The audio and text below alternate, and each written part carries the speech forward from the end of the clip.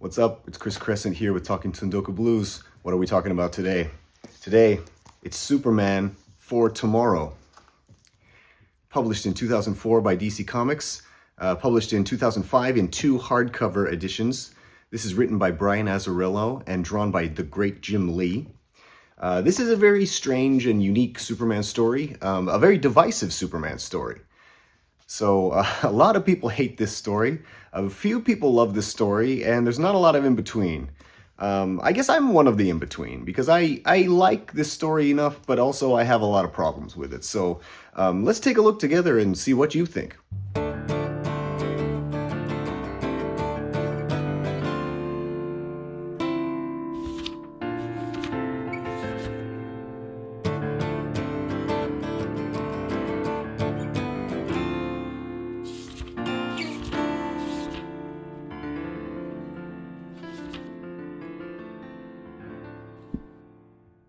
All right, first of all, let me say that I am a big fan of these creators, both of them.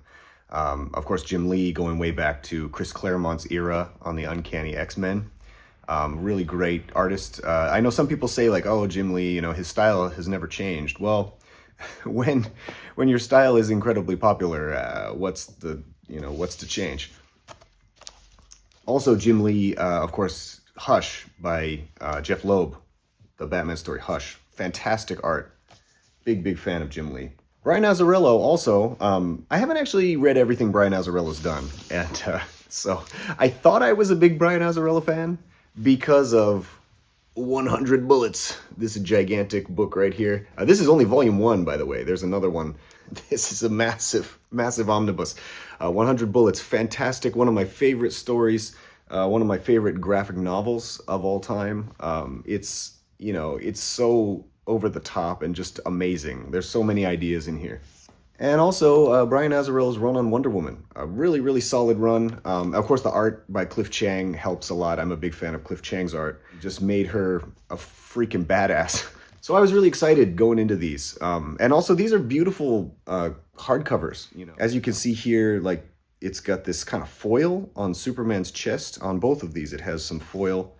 And yeah, it's just like beautiful looking books. So was the art worth it? Yeah, I mean, Jim Lee, it's a great artist. There's a lot of scenes of people standing around talking, maybe too many. So I feel like sometimes Jim Lee was a little underutilized. But I mean, yeah, this is beautiful stuff. And, the way he draws Superman, the way he draws sexy Lois Lane, the way that Wonder Woman kind of looks like Rogue from X-Men or even Psylocke. Writing-wise, that's where everything seems to fall apart for me, for a lot of people. Number one is the dialogue.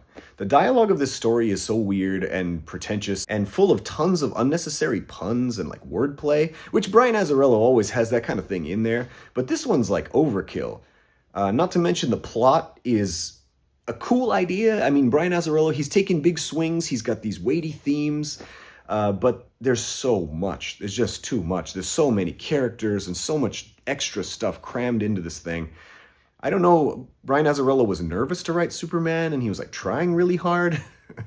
I feel like Jim Lee is in his element here, but Brian Azzarello may be out of his element. Maybe he wasn't a good choice to write Superman. I think that's probably what it comes down to. All right, let's take a look at volume 1. Brian Azzarello's introduction, talking about how he didn't even want to write Superman. Maybe this is an excuse after the fact that the reception was so bad. So here you can see Father Leone and his ex-wife Lupe. And already the dialogue is kind of funky and pretentious. Did you say you were feeling selfish or sorry for yourself? Both. Well, maybe the man who's not needed didn't notice he just played too nearly a full house. He noticed, but you know that dictionary? The one where cleanliness is next to you-know-whatness? Fear follows faith in it too. Do you blame them for being afraid? I'm afraid. They blame me. Oof, it's just already the wordplay. Just say it straight, man. And then she leaves. Take care of yourself, Daniel. I have doctors to do that for me, Lupe. And that's a hint that all is not well with Father Leone. And then, who should arrive but Superjesus?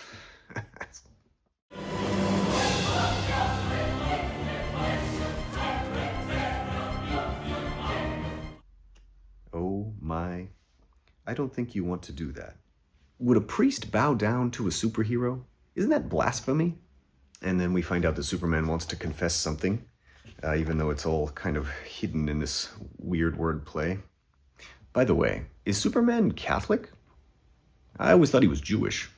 Can I get you some water? I'm all right. Good. Is the world? What? Good? No. All right? What kind of question is that? Seriously, what kind of question is that? I just can't get into this dialogue because it's so weird. Trying so hard to be witty that it comes across as painful, and it keeps us at a distance from the characters. I think Brian Azzarello was very daring to tackle a big, heavy theme like this, the theme of faith. I mean, that's intriguing to me. Like, what happens when a hero loses faith, especially a hero as big as Superman? What does a being as powerful as Superman do when his ideals are called into question, when his faith is shaken, when he loses the one thing that tethers him to the earth? When you're the hero that everyone believes in and everyone depends on and they expect you to save them, and you do always save them, what happens when you fail? This is a cool idea, but Brian Azzarello is no Alan Moore. This kind of story needs nuance. It needs room to breathe. And Azzarello crams so much other crap into this story that the theme kind of gets lost, even though he also beats you over the head with the theme of faith, again and again and again. But even so, it doesn't really progress because there's too many other things going on and it's all cluttered. So Superman needs to confess something to Father Leone. He says he was a million miles away, chasing his holy trinity. 3 words. Superman, save me. Yeah, I mean, all right. But the weird thing is that Superman is away saving Green Lantern, who then doesn't need to be saved. And he finds out when he returns to Earth that millions of people have vanished without a trace. And his wife, Lois Lane, also vanishes. And that leaves Superman very dark and bitter and also weirdly egotistical and disconnected from humanity. Even though, I mean, was Lois Lane really his only connection to humanity? How about his parents? How about, his Clark Kent side?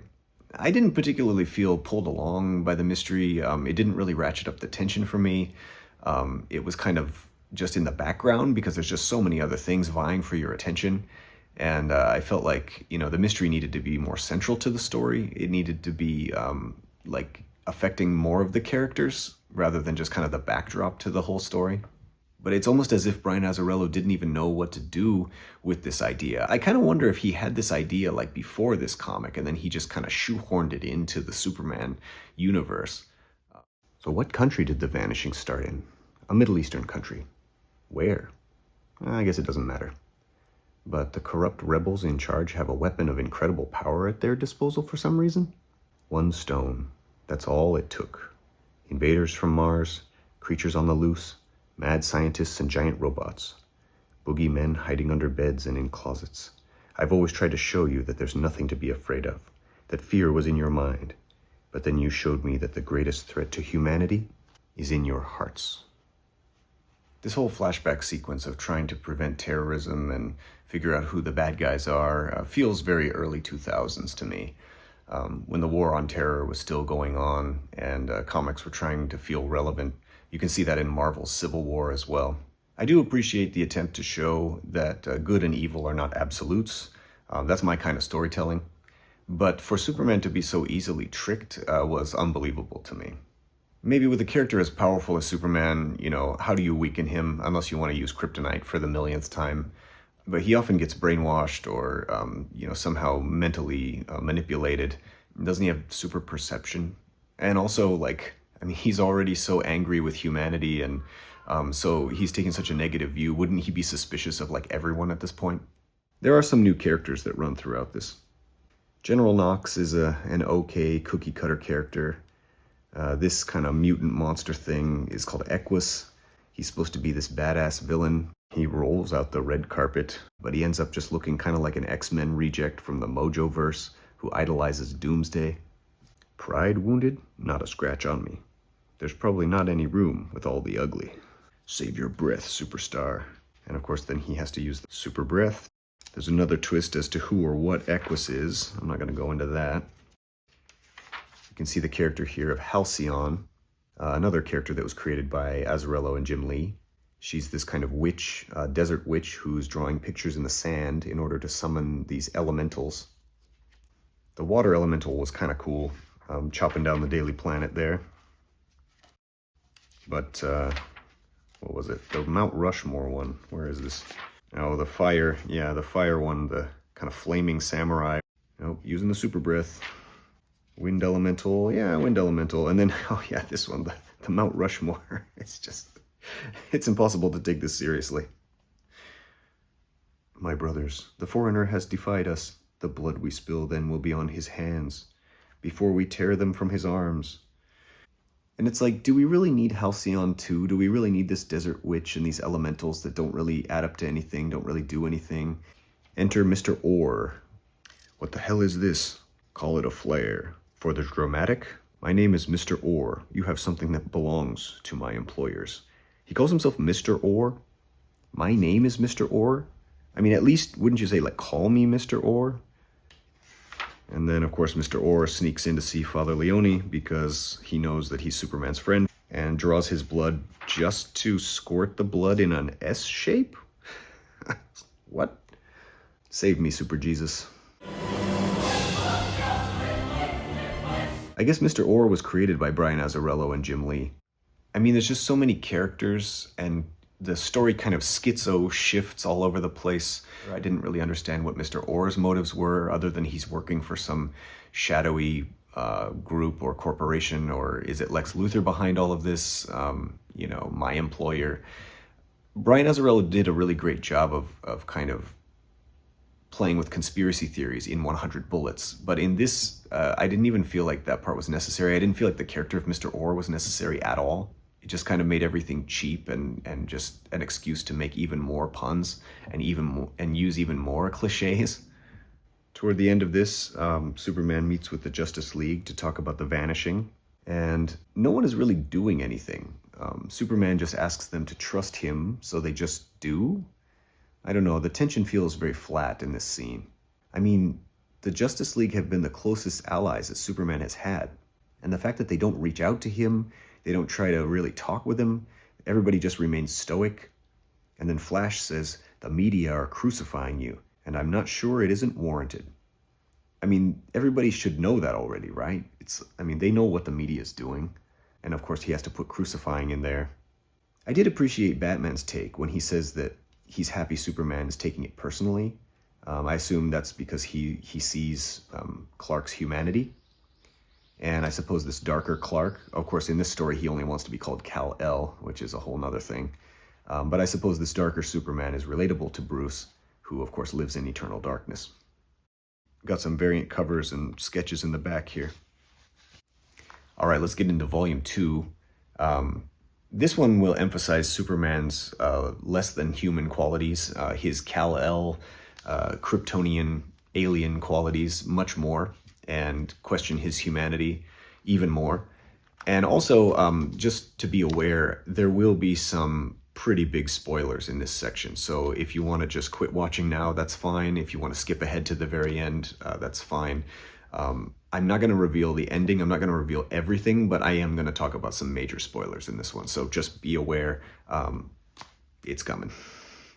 So we begin with a dream sequence that is kind of meh, Father Leone's dream. And then the very next scene is amazingly awful. The dialogue is just absolutely atrocious. Let me just read you a little bit here. So Wonder Woman's hanging out with Halcyon. Mr. Orr comes in. Jesus, it's dusty in here. Why don't one of you ladies grab a broom and clean it up?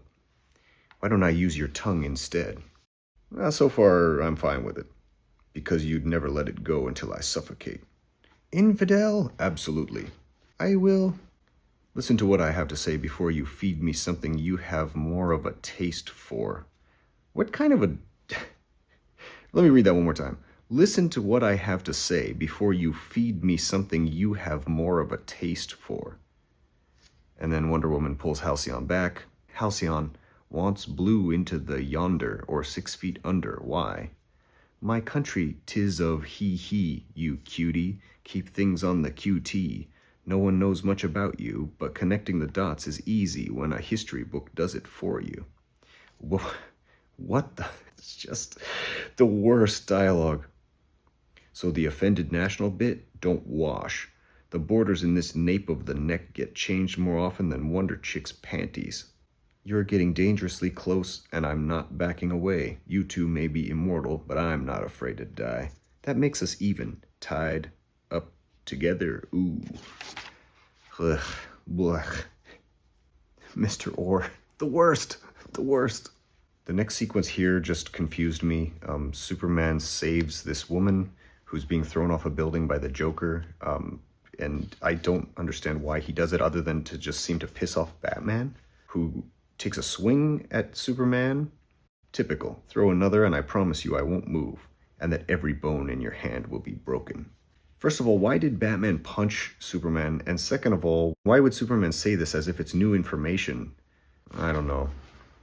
I like the world's finest Superman and Batman, where they're buddies and kind of playfully bouncing off each other. I don't really like this Superman and Batman as enemies. What's this about, Clark? Cal. My name is Kal-El, Batman. And this is about some things I need to get off my chest. Why don't you start with the S? I prefer to start with the man. God. I admire you. Through sheer determined will, you've made yourself the best you can be. You're my friend, but I don't like you. I guess you do have something to get off your chest. My life is motivated by what I believe is love, while yours, there's a darkness in you that's ugly, very ugly, and it will kill you. Nothing can kill me. Anything that tries makes me stronger. You are less connected to humanity than I am. You here to save me? Oh no, Superjesus again. I can't do that. You're the best, but I need you to be better. I need to know that you'll try to find peace. I will, when my war is over. Now that's actually a cool line, but it's just buried under all of these kind of cliches and just cheeseball dialogue, trying to be clever, trying so hard to be clever. Batman, Kal-El, my name is Bruce. You haven't heard a thing I've said, have you? Batman doesn't even get a line. Bruce is just a mask. And then he takes off the mask? And this confused me because why would Batman take his mask off when all of those people were just on a nearby rooftop? And the Joker's like right around there? The Joker just magically disappears so that the drama can happen? What was even the point of this, other than a whole lot of brooding? And then, why does Superman bring Father Leone to the Fortress of Solitude? Also, Wonder Woman so easily breaks into the Fortress of Solitude using only a dagger? I mean, I know she's super strong, but like, it's a cool fight, I guess. Mr. Orr happens to be there for some inexplicable reason. And then soon enough, we're in the Phantom Zone. So again, major spoiler, talking about the Phantom Zone. Superman's got the machine. He meets his doppelganger, Clark Kent. Was kind of confused by this, like, Clark Kent hanging out with Superman. I guess they're from different Earths, that kind of thing. DC still hanging on to. And then soon enough, the Garden of Eden sequence with the super sexy Lois Lane. Damn, I mean, this collection is worth it just for Lois Lane. Superman and Lois Lane flying together. Soon enough, making love, and she's just wrapped up in his cape. Good stuff, good stuff. Yeah, Jim Lee, thank you for super sexy Lois Lane. This right here, these eyes really remind me of Psylocke from X-Men. Love the way Jim Lee drew Psylocke. And then she says, come with me to Metropia.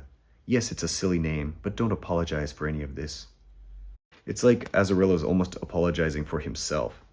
Still don't understand why there are two Clarks. Don't understand how Mr. Orr knew where Halcyon was. Maybe I'm too stupid to figure this out, or maybe there's just a whole bunch of plot holes. Why do Mr. Orr's dogs keep her bound? Why is Equus there in the Phantom Zone causing trouble? I'm not going to talk about what happens to Father Leone. Superman wanting to save the world so badly and having this trauma of what happened to Krypton, and therefore making a kind of paradise in the Phantom Zone, like refashioning the Phantom Zone into a paradise, is a very, very interesting idea. I think that if there hadn't been so many other elements to the story, and so many unnecessary elements like the Middle East and Mr. Orr and Equus and just the the doppelganger of Clark Kent and all that stuff. I think it would have been a really, really fascinating story, and it would have maybe elevated the nuance of Superman, and maybe you could see his kind of his traumatized, like darker tendencies, his I don't know, PTSD, or his, you know, his love of his Kryptonian parents kind of bleeding through and affecting him when Lois Lane is gone too. You know, he's lost basically everything at this point. So, you know, if you want to fashion him as a god and then he creates, you know, a new world inside the Phantom Zone, yeah, it's a fascinating idea, and I think it had a lot of potential that was not realized in this story. I commend Brian Azzarello for trying. All right, here at the very end, I just want to say thank you so much for watching. I hope you got a good overview of this story. It's pretty cool to imagine, and it's pretty interesting to think about a different kind of Superman story. Can I recommend this 100%? No, I mean, I give it a 5 out of 10. You know, really cool idea, executed not so well. Art is a 9 out of 10. Story, 5 out of 10. So yeah, I would recommend checking this out if you could find it at a library, if you could borrow it from your friend, if you could read it digitally. But as for the hardcovers, unless you're a massive Jim Lee fan, I think it's probably okay to skip this one. But for curiosity's sake, you know, check out something a little different. Keep an open mind. Maybe you'll really enjoy it. If you like Brian Azzarello, it's kind of fun. All right. Anyway, thank you so much. I'll see you again.